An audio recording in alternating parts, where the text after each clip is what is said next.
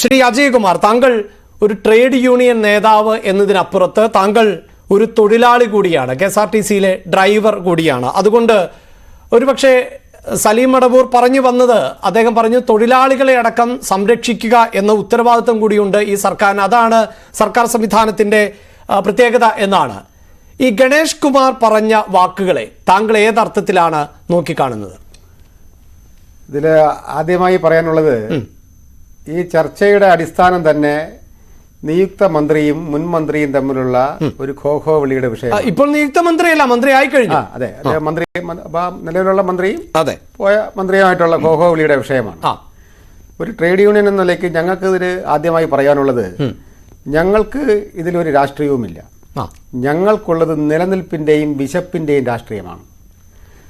ഈ ഗവൺമെന്റ് അധികാരത്തിൽ വരുമ്പോൾ KSRTCയോട് തൊഴിലാളിയോട് പറഞ്ഞൊരു കാര്യമുണ്ട്. എന്താണ്? KSRTCയിലെ കടജടഭാരം ഏറ്റെടുക്കുമെന്ന്. ഇപ്പോൾ തൊഴിലാളിക്ക് വേണ്ടിയുള്ള സർക്കാരാണ് ഭരിക്കുന്നുവെങ്കിൽ ഇന്ന് KSRTCയിലെ സ്ഥിതി നമ്മൾ പരിശോധിച്ചാൽ KSRTCയിലെ ശമ്പളമെല്ലാം കൊടുത്തു തീർത്തിട്ടാണ് ബഹുമാനപ്പെട്ട മന്ത്രിയായിരുന്ന ശ്രീ ആന്റണി രാജു ഇറങ്ങിപ്പോയെന്നാണ് അദ്ദേഹം പറഞ്ഞത്. നമ്മളൊന്ന് പരിശോധിച്ചാൽ നമുക്കറിയാം. അതിലൊരു കൗതുകം കൂടിയുണ്ട്. അദ്ദേഹം എല്ലാ മാസവും 1-ാം തീയതി ശമ്പളം കൊടുക്കുമെന്ന് വെല്ലുവിളിക്കുക കൂടിയാണ്. ഞാൻ അതിലേക്കാണ് വരുന്നത്. ഇപ്പോൾ ഒന്ന്, കൃത്യമായി ജോലി ചെയ്ത ആളിന് എല്ലാ മാസവും 5-ാം തീയതി, ജീവനക്കാർക്ക് എല്ലാ മാസവും 5-ാം തീയതി കൃത്യമായി ശമ്പളം നൽകുമെന്ന് കേരളത്തിന്റെ ബഹുമാനപ്പെട്ട മുഖ്യമന്ത്രിയാണ് തൊഴിലാളികളോട് പറഞ്ഞത്.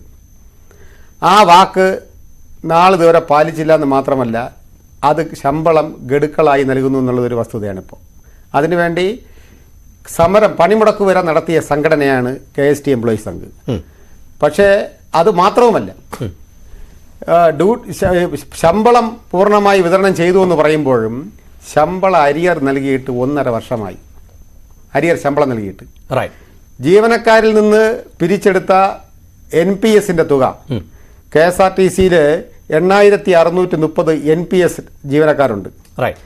അവരുടെ ഏകദേശം 300 കോടി രൂപയാണ് ആ ഇനത്തിൽ അടയ്ക്കേണ്ടത്. 45 പേര് മരണപ്പെട്ട് നാളിതുവരെ, 19 പേര് പെൻഷനായി. അവർക്ക് ആ NPSന്റെ പരിരക്ഷ കിട്ടിയിട്ടില്ല. ഇത് വലിയ ഒരു അപകടമാണ്. അതുപോലെ തന്നെ പ്രോവിഡന്റ് ഫണ്ട്, ജീവനക്കാര് നിക്ഷേപിച്ച പണം വായ്പയായിട്ട് പോലും നൽകുന്നില്ല. അതുപോലെ NDR ലോണിന്റെ തിരിച്ചടവ് KSRTC ജീവനക്കാർക്ക് ഈടാക്കുന്നു, അത് നൽകുന്നില്ല. അതുമാത്രവുമല്ല, 2022 ജനുവരിക്ക് ശേഷം പെൻഷൻ പറ്റിയ പെൻഷൻ ജീവനക്കാരന്റെ പെൻഷൻ ആനുകൂല്യം നാളിതുവരെ ഒരു പൈസ നൽകിയിട്ടില്ല. 2022 മെയ് മാസം പെൻഷനായി, അതിനുശേഷം പെൻഷനായവരുടെ പ്രോവിഡന്റ് ഫണ്ട് പോലും നൽകിയിട്ടില്ല എന്നുള്ളതാണ് വലിയ ഒരു ദുരവസ്ഥ.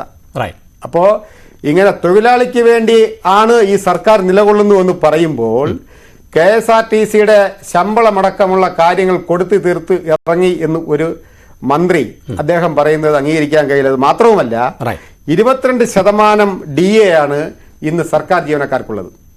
കേന്ദ്ര ഗവൺമെന്റിന്റെ 29%. KSRTC ജീവനക്കാരൻ 0% DAയിലാണ് ഇപ്പോഴും പ്രവർത്തിക്കുന്നത്. അങ്ങനെ പൊതുസമൂഹത്തിന്റെ മുമ്പിൽ KSRTC ജീവനക്കാരൻ അപഹാസ്യനാകുന്നതിന്റെ തുടർക്കഥ. അതിലെല്ലാത്തിലും ഉപരി ഈ സർക്കാർ അധികാരത്തിൽ വന്നതിന് ശേഷം തിരുവനന്തപുരം ഫോർട്ട് സ്റ്റേഷനിൽ ശമ്പളത്തിന് വേണ്ടി PDPP കേസെടുത്ത് ലോക്കപ്പിൽ കിടക്കേണ്ട ഗതികേട് വരെ ഈ KSRTC തൊഴിലാളിക്ക് സമ്മാനിച്ചു എന്നുള്ളതാണ് ഒരു വസ്തുത. ഞാൻ താങ്കളിലേക്ക് വരാം.